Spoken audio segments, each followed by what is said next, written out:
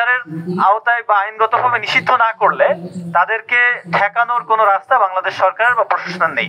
আওয়ামী লীগের এই রাজনৈতিক তৎপরতা নিষিদ্ধ করতে হলে তাদেরকে দল হিসেবে নিষিদ্ধ করতে হবে। আমরা আওয়ামী লীগকে নিষিদ্ধ করতে পারবো যতক্ষণ আমরা বন্ধ করতে পারবো না।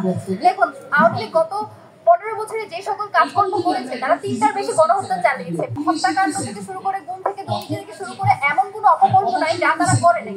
আমরা জুলাই পরবর্তী যখন আমাদের কথা ছিল যে আওয়ামী লীগের বিচারটা সবার আগে নিশ্চিত হবে, আওয়ামী লীগের নিষিদ্ধ দাবি চেয়েছি, তাদের বিচার চেয়েছি, সেই জায়গা থেকে ইন্ডিভিজুয়ালি না থেকে আমরা মনে করি জুলাইয়ের মতো আমাদের আরো একটা ঐক্য প্রয়োজন, যে ঐক্যের মাধ্যমে আমরা আমাদের যে শহীদ ভাইদের প্রতি যে প্রতিশ্রুতির কারণে আমরা এখনো ঘরে ফিরে যাইনি। রাজনৈতিক দলগুলো কিন্তু আওয়ামী লীগ নিষিদ্ধ ইস্যুটাকে একেবারেই স্কিপ করে যাচ্ছে। এটা আমাদের জন্য চরম উদ্বেগের। লীগের নেতারা যারা অপরাধের সাথে সংযুক্ত ছিলেন তারা জেলে গিয়েছেন, জেলে যাওয়ার পরে কয়েকদিন পরে ছাড়া পেয়ে আবার তারা তাদের কার্যক্রম চালিয়ে যাচ্ছেন। আমরা দেখেছি যে তাদেরকে বিভিন্ন ধরনের ন্যারেটিভ এবং প্রোপাগান্ডা দিয়ে তাদেরকে সাহায্য করা হচ্ছে। সংগঠন একত্রিত যেটা ব্লক, এটা নেসেসারি না, এটা সবার জন্য উন্মুক্ত থাকবে। আন্তর্জাতিক অপরাধ ট্রাইব্যুনাল এবং প্রসিকিউশন টিম কাজ করছে।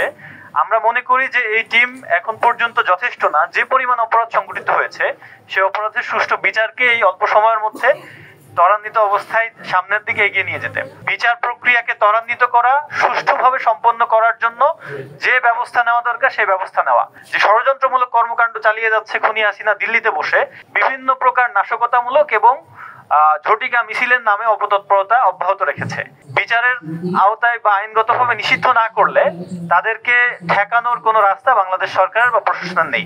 আওয়ামী লীগের এই রাজনৈতিক তৎপরতা নিষিদ্ধ করতে হলে তাদেরকে দল হিসেবে নিষিদ্ধ করতে হবে। রেমিটেন্স যোদ্ধাদের ঢাকায় বিশেষ ছাড়ে রেডি ফ্ল্যাট দিচ্ছে শতভাগ বিশ্বস্ত ও নির্ভরযোগ্য প্রতিষ্ঠান প্রবাসীর সিটি।